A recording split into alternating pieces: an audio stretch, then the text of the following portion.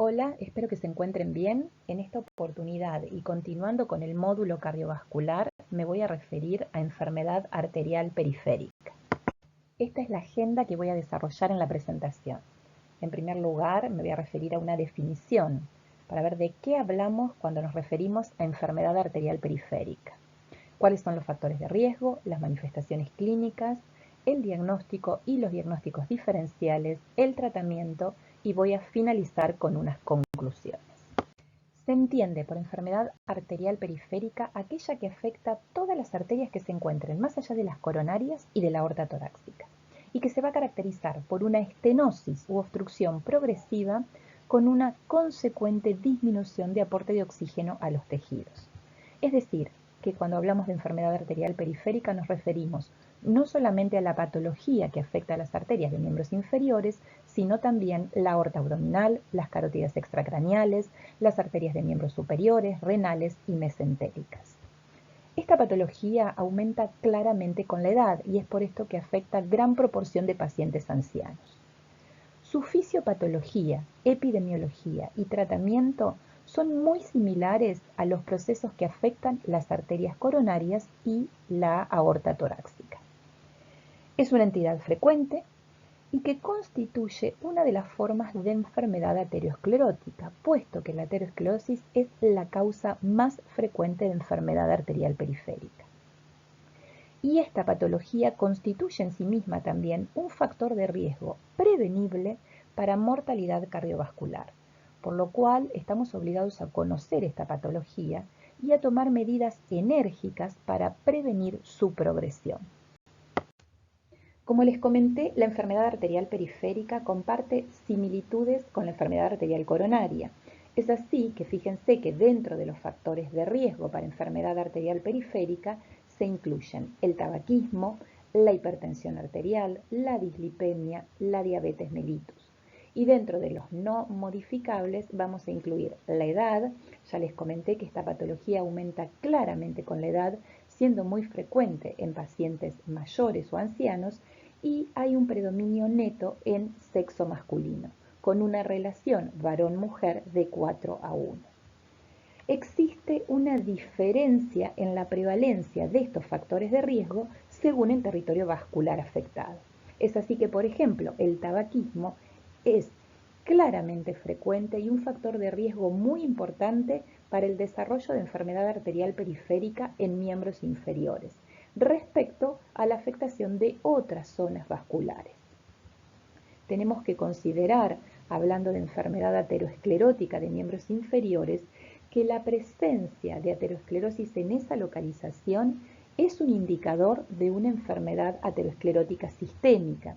Y fíjense cómo muestra este esquema, que si bien tiene algunos años, publicado en una revista de cirugía vascular, nos muestra cómo existe una superposición de enfermedad aterosclerótica en distintos territorios vasculares, ya sea el coronario, el cerebral y el vascular periférico. Entonces, podemos afirmar que aquel paciente que tiene una enfermedad aterosclerótica en miembros inferiores va a tener altas chances de tener eventos vasculares en otras localizaciones a 10 años y que la aterosclerosis en miembros inferiores constituye en sí misma un equivalente de enfermedad coronaria. Además de los factores de riesgo que les mencioné recién para el desarrollo de enfermedad arterial periférica, existen otros factores, entre los que se incluyen el síndrome metabólico, la hiperhomocisteinemia, las enfermedades inflamatorias sistémicas crónicas, la enfermedad renal crónica, cualquier estado de hipercoagulabilidad, fundamentalmente los adquiridos como enfermedades neoplásicas, el síndrome antifosfolipídico y algunos estados de hipercoagulabilidad congénitos, factores genéticos y vasculitis sistémica. Respecto a las manifestaciones clínicas o formas de presentación, tenemos distintos escenarios. Por un lado, el paciente que se puede presentar con una enfermedad aterosclerótica asintomático o con un dolor atípico, que constituye el escenario más frecuente. Por otro lado, aquel paciente que se presenta con un cuadro típico de claudicación intermitente, o bien un paciente que se presente con una isquemia crítica crónica, que es un escenario afortunadamente menos frecuente, y finalmente aquellos pacientes que desarrollan una isquemia u obstrucción arterial aguda. En relación a los escenarios clínicos que recién les comenté, voy a comenzar por desarrollar el cuadro de claudicación intermitente típica. Como ustedes conocen, se trata de un cuadro de dolor, sensación de entumecimiento, pesadez, cansancio o calambres que aparece cuando el paciente hace ejercicio o camina y cede en reposo, obviamente afectando el territorio vascular comprometido. Esta sintomatología va a aparecer distalmente a la obstrucción y del mismo modo que vimos en la patología coronaria, va a estar relacionada con un desequilibrio entre el aporte y la demanda de oxígeno, lo cual va a derivar en isquemia muscular y dolor. Fíjense en este esquema de la derecha que representa lo que podríamos decir ese círculo vicioso típico que caracteriza la claudicación intermitente. Un paciente que comienza la marcha, al cabo de un rato tiene dolor, este dolor lo obliga a detenerse, sentarse o parar, el dolor cede en reposo, vuelve a caminar y vuelve a tener dolor y así sucesivamente. Esto es lo que tradicionalmente se conocía como el paciente mirador de vidrieras. Tiene que parar por el dolor cede en reposo, vuelve a arrancar y, como les decía, así sucesivamente. Este dolor no se va a modificar con los cambios de postura, es decir, que si el paciente eleva o pone en una posición de declive el miembro afectado, no se modifica. Cede en reposo, esa es la característica. Aparece en ejercicio y cede en reposo. Como les comenté también, afecta aproximadamente un 30% de pacientes. Y muchas veces se llega tarde al diagnóstico porque el paciente lo asocia incorrectamente o erróneamente a otra causa, fundamentalmente una patología musculoesquelética. Es común que el paciente piense que le duelen las piernas porque tiene una enfermedad osteoarticular degenerativa. Sobre todo porque esta patología, como les comenté, es mucho más prevalente en pacientes ancianos. Incluso puede faltar el síntoma en aquellos o no presentarlo en aquellos pacientes que por alguna comorbilidad no pueden realizar una actividad física o en pacientes que no hacen actividad física. Obviamente, si no hacen actividad física, si no caminan, no van a tener dolor. Sin embargo, la enfermedad aterosclerótica se encuentra subyacente. Cuando el compromiso vascular afecta las ramas principales de la aorta abdominal por debajo del nacimiento de las arterias renales, comprometiendo, como vemos en este esquema, todo el territorio aortoilíaco, incluyendo las arterias femorales, vamos a hablar de síndrome de Lerich.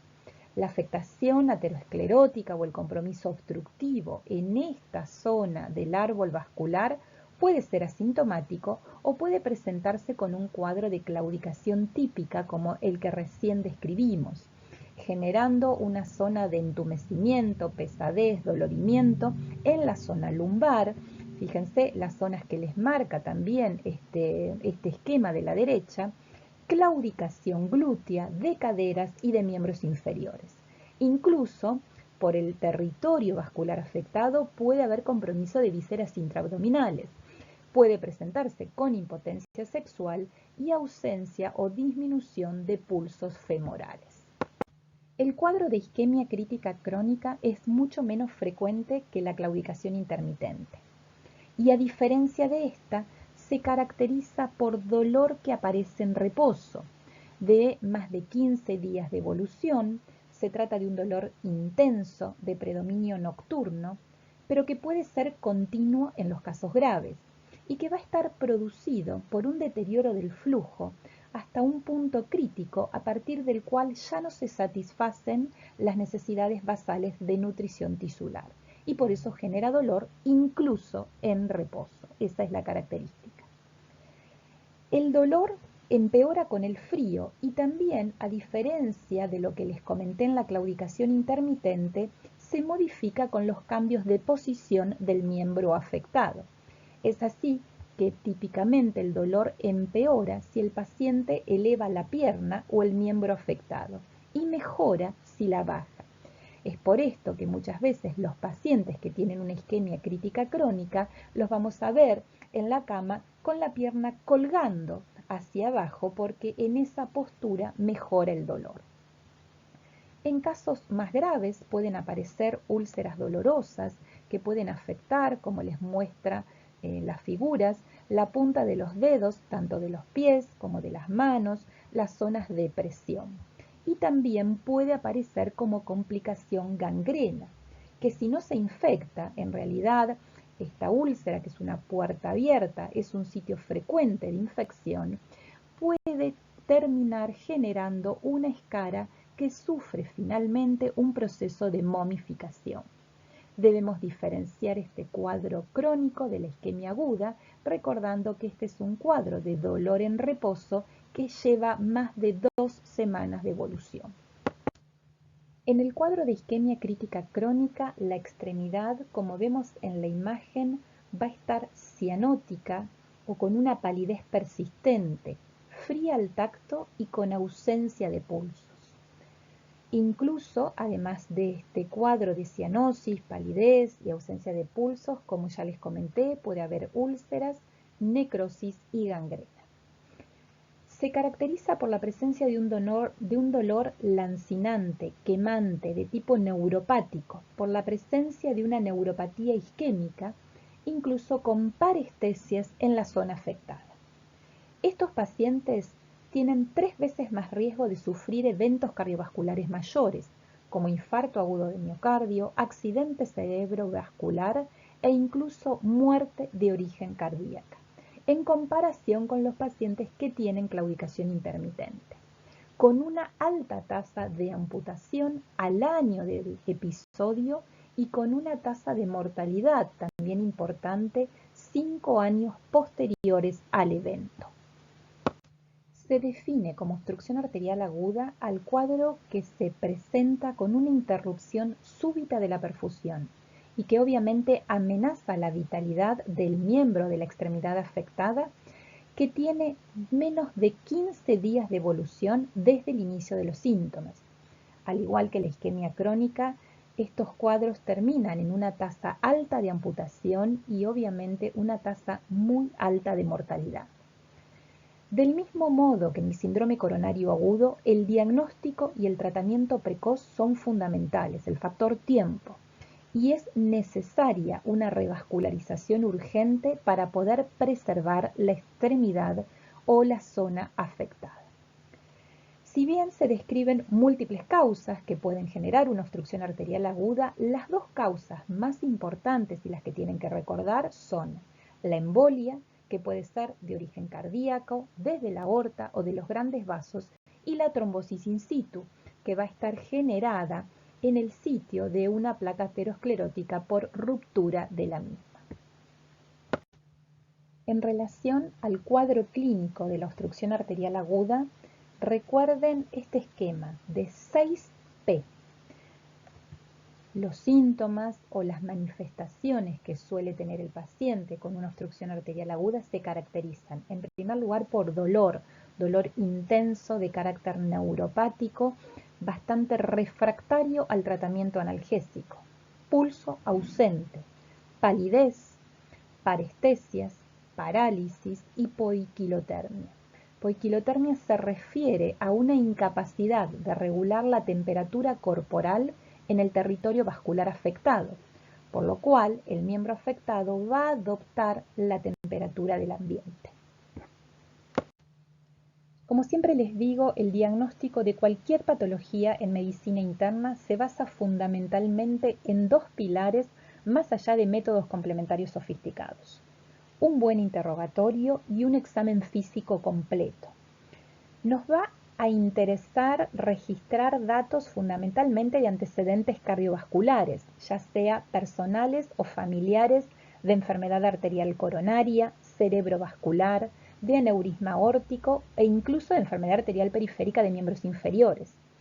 Tenemos que considerar e interrogar sobre las características del dolor, si aparece en el ejercicio, cede en reposo, si por el contrario es un dolor continuo que está presente aún en reposo. cuáles son los factores de riesgo cardiovascular tradicionales que tiene el paciente y también los no tradicionales, si existen comorbilidades asociadas, fundamentalmente diabetes, hipertensión arterial, enfermedad renal crónica, y cuáles son los síntomas que puede tener el paciente que reflejen afección de otros territorios vasculares.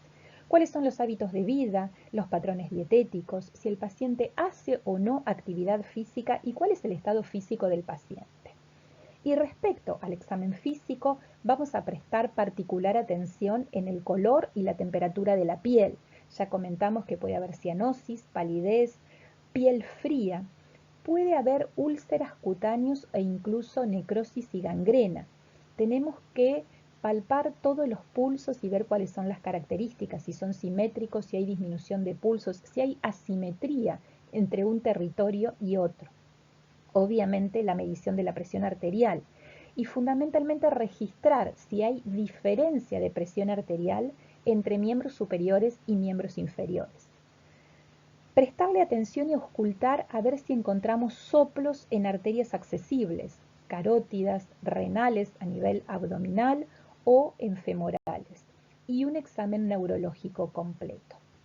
Recuerden que la exploración sistemática es imprescindible y que los signos clínicos tienen valor pronóstico en esta patología. En cuanto a los métodos complementarios de diagnóstico, tenemos aquellos que son no invasivos y los estudios complementarios invasivos. Dentro de los no invasivos se incluyen el índice tobillo-brazo, al cual me voy a referir más adelante. La ecografía Doppler es un método seguro, económico, que va a localizar la lesión y puede cuantificar estenosis, sobre todo si son mayores del 50%, con muy alta sensibilidad y especificidad, más del 85%. La limitación que tiene el Doppler es que no va a demostrar o no va a ser demasiado sensible en arterias que están muy calcificadas y si hay superposición de vísceras. Otro estudio complementario que se puede utilizar es la angiotomografía, que tiene una sensibilidad y especificidad muy altas, más del 95% para demostrar estenosis u oclusión, fundamentalmente en segmentos aortoilíacos y femoropoplíteos, si hablamos de patología de miembros inferiores.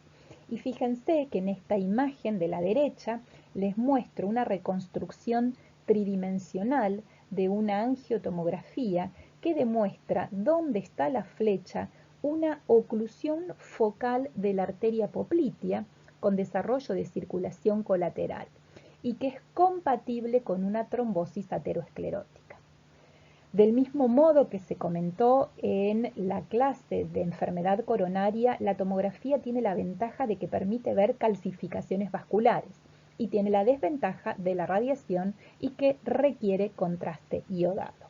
Otro método complementario que podemos utilizar es la angioresonancia nuclear magnética, que a diferencia de la tomografía va a permitir una visualización completa y con mejor certeza de todo el árbol arterial, incluyendo los segmentos que se encuentran por debajo de la rodilla.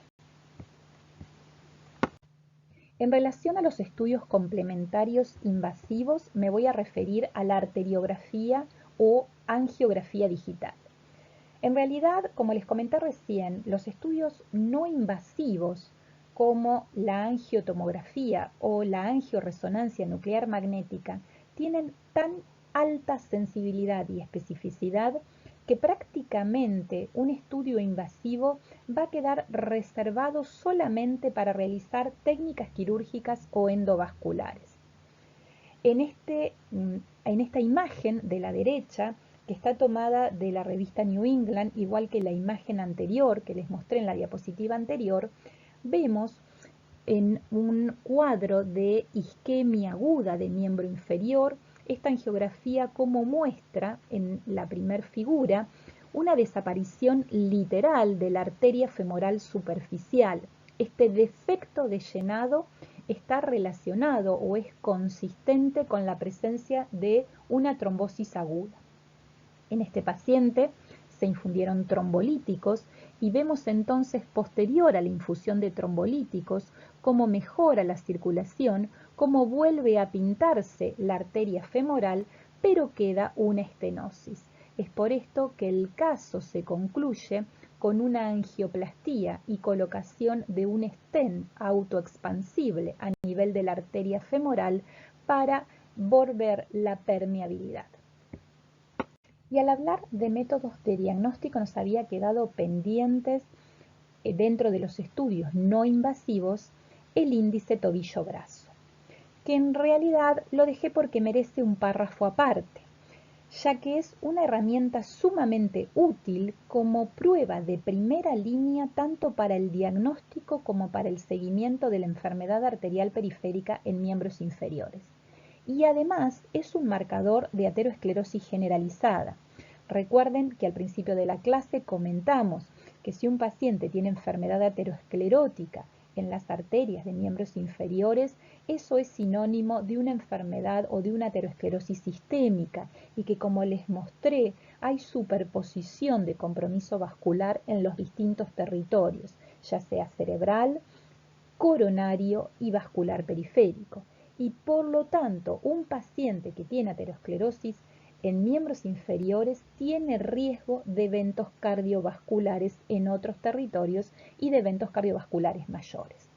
Ustedes se preguntarán entonces cómo se mide el índice tobillo-brazo. Para eso vamos a indicar que el paciente quede en reposo durante 5 o 10 minutos acostado en decúbito supino. Y vamos a colocar el manguito para medir la presión en miembros inferiores por encima del tobillo, como muestra la imagen.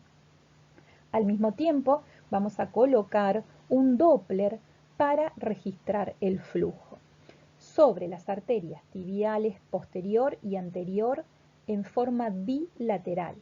Y también, obviamente, vamos a medir la presión en miembros superiores, en ambos brazos, registrando con un Doppler el flujo de la arteria braquial. El índice tobillo-brazo se calcula dividiendo el valor más alto que se registra de presión sistólica en miembros inferiores dividido el valor de la presión sistólica de miembros superiores. ¿Y cuál es el fundamento de esta prueba? En realidad, como ustedes saben, la presión arterial sistólica en los brazos y en las piernas es similar o incluso puede ser un poquito mayor en miembros inferiores. Entonces, si nosotros hacemos una división y las presiones son normalmente similares, ese cociente nos tiene que dar alrededor de 1. Por el contrario, si existe una estenosis o una oclusión vascular en miembros inferiores, la presión de las piernas va a disminuir y este cociente va a ser menor de 1. Hablamos de estenosis significativa cuando el cociente es menor de 0.5. Y fíjense cómo les muestra este gráfico que el valor normal está alrededor de 1. Si nos vamos hacia la izquierda, un valor menor de 1 es un valor patológico y un valor significativo está cuando se refleja un cociente menos de 0.5. Por el contrario, para el otro lado, para la derecha, si el índice tobillo-brazo da un valor elevado, un cociente mayor de 1.40, tenemos que pensar en que hay una calcificación vascular a nivel de la capa media. Esto es frecuente que ocurra en pacientes diabéticos, en pacientes de edad avanzada y en pacientes con enfermedad renal crónica. Entonces, en este grupo de pacientes, este método diagnóstico no tiene alta sensibilidad. Tenemos que usar otro método de diagnóstico.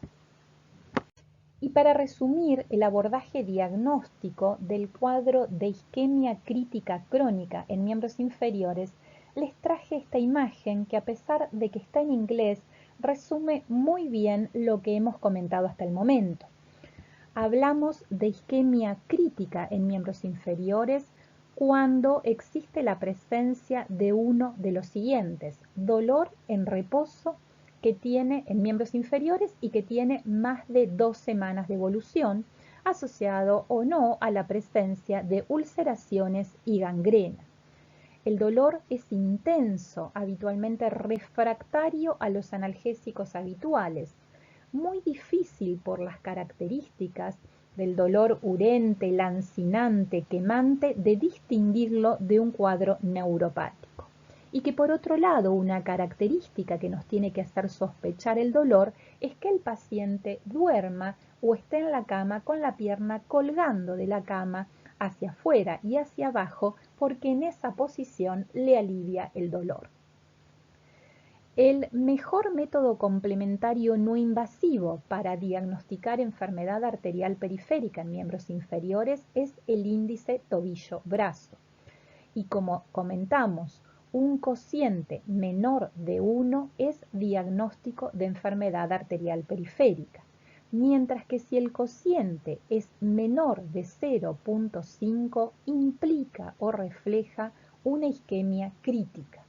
El índice tobillo-brazo se mide dividiendo la presión sistólica, arterial sistólica de miembros inferiores dividido la presión sistólica de miembros superiores. Recordar también que si el valor nos da alto, más de 0,4, comentamos, tenemos que pensar que hay una calcificación vascular y en ese caso utilizar otro método complementario porque el índice tobillo-brazo no tiene utilidad en estas circunstancias. Siempre que diagnostiquemos una isquemia crítica es imprescindible la derivación al equipo vascular urgente. Recuerden que el diagnóstico temprano y el tratamiento precoz ayudan a preservar el miembro afectado. En relación a los diagnósticos diferenciales para claudicación intermitente, tenemos que descartar claudicación venosa, síndrome compartimental crónico, compresión nerviosa y fundamentalmente cuadros osteoarticulares, la artrosis, por ejemplo. Ya comentamos que en general este cuadro se ve fundamentalmente en pacientes añosos que suelen erróneamente atribuirle el dolor a una patología musculoesquelética, por ejemplo, una artrosis de cadera o de rodilla, y que interpretan que el dolor se genera en ese contexto o en esa circunstancia y que por eso los obliga a parar, detenerse un ratito, el cuadro mejora y luego vuelve a arrancar. Las úlceras de carácter arterial o de origen vascular tenemos que diferenciarlas de una úlcera que puede estar generada por una neuropatía diabética, procesos inflamatorios crónicos como las vasculitis sistémicas, el síndrome antifosfolipídico, la esclerodermia y otras enfermedades inflamatorias crónicas autoinmunes. El pioderma gangrenoso suele dar úlceras importantes también en miembros inferiores, las crioglobulinemias y las enfermedades malignas o cáncer. Respecto al dolor isquémico, recordar que el dolor isquémico es sumamente intenso, de carácter lancinante, punzante, y es imprescindible diferenciarlo de una neuropatía periférica, de una algioneuroddistrofia o síndrome de Sudeck, compresión radicular y también, si afecta a miembros inferiores, artritis inflamatorias, fundamentalmente cristálicas como la gota, que suelen dar un dolor muy intenso a nivel del hallux o dedo gordo del pie. Los objetivos del tratamiento van a incluir reducir el riesgo cardiovascular total, disminuir la mortalidad, aliviar los síntomas e incrementar la distancia caminada. Recordemos que estos pacientes tienen alto riesgo de eventos cardiovasculares mayores. Es por esto que es importante reducir el riesgo cardiovascular. El objetivo de la reperfusión o la revascularización incluye, en primer lugar, preservar la función del miembro y evitar la amputación mayor, pero también curar heridas, lesiones tróficas y aliviar el dolor isquémico. Recordemos que la reperfusión o la revascularización tienen que ser oportunas, precoces, y que en ausencia de una revascularización precoz, las tasas de amputación llegan a afectar casi a la mitad de los pacientes. Respecto al tratamiento no farmacológico, está indicado el ejercicio supervisado, ya que está demostrado que mejora la capacidad máxima de deambulación, la calidad de vida y disminuye el riesgo cardiovascular global. El abandono del hábito tabáquico es fundamental, principalmente en pacientes que tienen compromiso vascular periférico en arterias de miembros inferiores, ya que el tabaco está íntimamente relacionado con la patología vascular de miembros inferiores. Dejar de fumar mejora la capacidad de deambulación cuando se combina con ejercicio físico regular. Dieta saludable, un buen control metabólico o glucémico en pacientes diabéticos, tratando de mantener una hemoglobina glicosilada menor o igual a 7, se sabe que reduce las complicaciones microvasculares, pero además mejora potencialmente los resultados cardiovasculares. Inspeccionar los pies, recomendarle al paciente que se mire los pies, pero también nosotros en el consultorio sacarle los zapatos y las medias a los zapatos, mirar los pies, identificar lesiones precoces, úlceras, cambios de color en la piel, disminución o ausencia de pulsos, puede permitir, si identificamos una lesión, una rápida instauración del tratamiento con beneficios potenciales en el paciente. Y del mismo modo que en la patología coronaria está recomendada la vacunación para influenza anual y la vacunación para neumonía.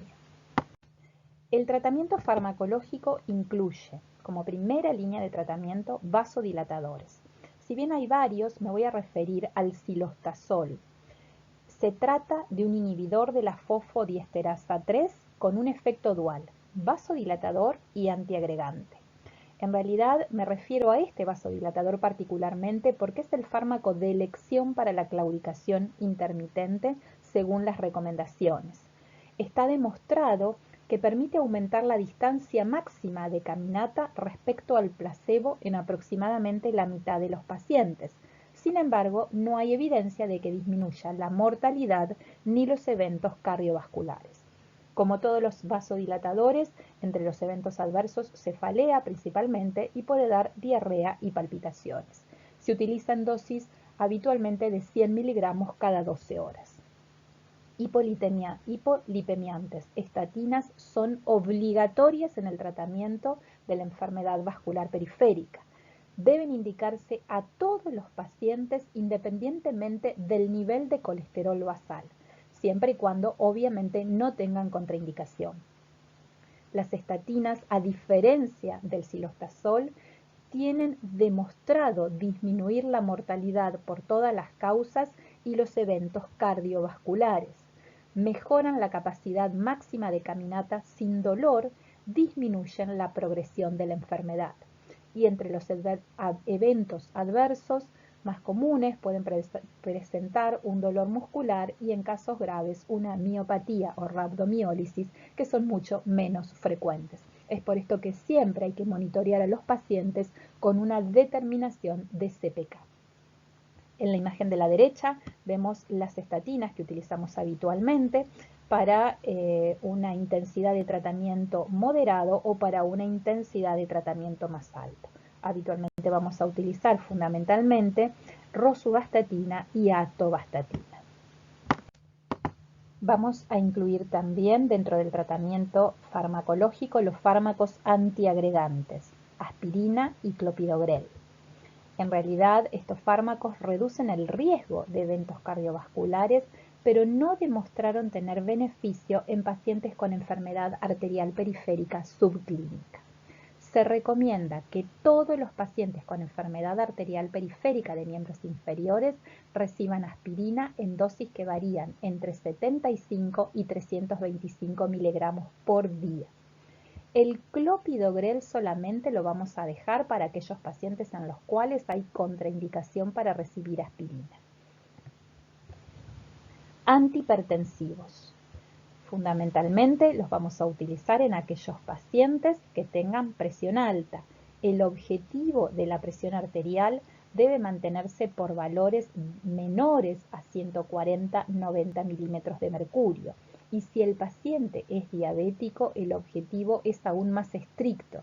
Los valores tienen que estar por debajo de 130-80 milímetros de mercurio. Y si tenemos que utilizar fármacos antihipertensivos, vamos a priorizar o a elegir fundamentalmente el grupo de los IECA o ARA2, ya que estos fármacos han demostrado, igual que las estatinas, disminuir significativamente los eventos cardiovasculares en pacientes con enfermedad arterial periférica. Podrían también mejorar la capacidad máxima de marcha sin dolor respecto al placebo, aunque estos datos no son concluyentes. Si tenemos que utilizar fármacos antihipertensivos, los beta bloqueantes no están contraindicados, sobre todo en aquellos pacientes que los requieran, por ejemplo, si son portadores de una cardiopatía isquémica. Así que podemos usarlos en aquellos casos de enfermedad arterial periférica leve o moderada. En los cuadros de isquemia aguda vamos a internar al paciente, a indicarle una hidratación amplia intravenosa para prevenir el fallo renal. Le vamos a indicar también una carga de aspirina y lo vamos a anticoagular. Fíjense que la anticoagulación no se las mostré en el tratamiento general. Va a ser útil fundamentalmente anticoagular al paciente con heparina sódica en bolo, continuando después con una infusión continua en aquellos casos de obstrucción aguda por trombosis o embolia sistémica que, como comentamos, son las causas más frecuentes. Analgesia adecuada siempre, recuerden que el dolor es intensísimo en estos pacientes. Se pueden usar en algunos casos prostaglandinas vasodilatadoras que ayudan a mejorar el dolor y facilitan la curación de heridas. Y también trombolíticos, fundamentalmente en aquellos casos en los que se genera una obstrucción arterial trombótica aguda. Recordemos que si hay un daño que es irreversible, el paciente termina en una amputación, mientras que si el daño es reversible tenemos que indicar la revascularización. Y en este sentido es importante derivar al paciente con urgencia, el factor tiempo es importante y el tratamiento precoz y oportuno se asocia con mejores resultados, posibilidad de preservar el miembro afectado y evitar la amputación. En relación al tratamiento invasivo, ya sea quirúrgico o endovascular, vamos a tener en cuenta las siguientes consideraciones: la presencia de comorbilidades, la experiencia del centro en una u otra estrategia, la preferencia del paciente y la anatomía de la lesión. Como líneas generales, se prefiere una estrategia endovascular para aquellas lesiones que son más sencillas, mientras que habitualmente se realiza una estrategia quirúrgica en lesiones que son más complicadas. La revascularización endovascular a través de una angioplatía, con colocación de un stent, va a estar indicada en aquellos pacientes que tengan, por ejemplo, una claudicación o una isquemia que limite la calidad de vida o modifique el estilo de vida, una vez que se hayan corregido todos los factores de riesgo cardiovascular y el paciente se encuentre realizando un programa de ejercicios adecuado. No está indicada en pacientes asintomáticos o con lesiones no significativas sin gradiente de presión. La revascularización quirúrgica se va a indicar en aquellos casos en que el tratamiento farmacológico y obviamente las medidas no farmacológicas hayan fallado, o incluso la revascularización endovascular, y que están gravemente limitados en su actividad diaria. Habitualmente se realiza o una endarterectomía o una derivación con un bypass aortoilíaco o aortofemoral unio bilateral, como muestra la imagen si estamos hablando de una enfermedad arterial periférica que afecta miembros inferiores. Para terminar, a manera de conclusión, recordemos que la enfermedad arterial periférica es de diagnóstico fácil, a través del examen físico, de una ecografía Doppler, de la medición de la presión arterial, palpación de pulsos, que es prevenible y que tiene consecuencias muy invalidantes en sus formas avanzadas. Es por esto que es importante conocerla y buscarla sistemáticamente para poder desarrollar estrategias de prevención y de tratamiento precoz, que tiene el tratamiento precoz un impacto importante en la calidad de vida del paciente y en los resultados. Recordemos también que el índice tobillo-brazo menos de 1 tiene muy alta sensibilidad y especificidad para diagnosticar enfermedad arterial periférica en miembros inferiores y que es marcador de riesgo de otros eventos cardiovasculares. que la enfermedad arterial periférica aumenta con la edad y está relacionado con factores de riesgo cardiovasculares mayores como tabaquismo, hipertensión, dislipemia, diabetes. En esos pacientes es que tenemos que pensar y buscar esta entidad. Que la aterosclerosis es una enfermedad generalizada, que es raro que esté afectado un territorio vascular aislado y que los pacientes que tienen afectación vascular periférica tienen alto riesgo de tener eventos cardiovasculares mayores, mortales y no mortales. El tratamiento no farmacológico en estos pacientes incluye la corrección de todos los factores de riesgo cardiovascular, la adopción de medidas, fundamentalmente el abandono del tabaco, una dieta saludable, control del peso y ejercicio regular.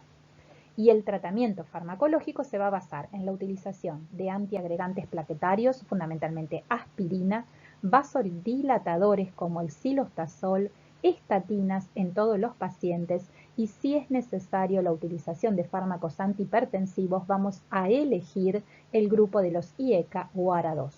En todos los casos recuerden también que hay que procurar una adecuada analgesia.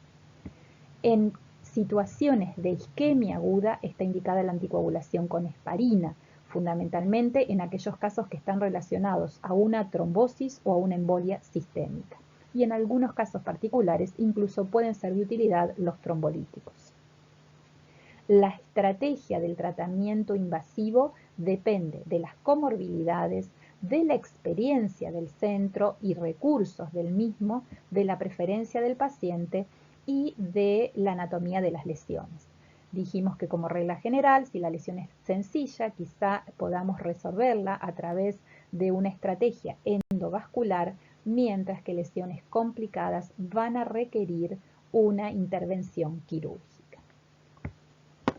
Esto es todo lo que tengo para comentarles de enfermedad arterial periférica. Espero que les haya sido de utilidad. Nos vemos en la próxima presentación y muchísimas gracias por su atención.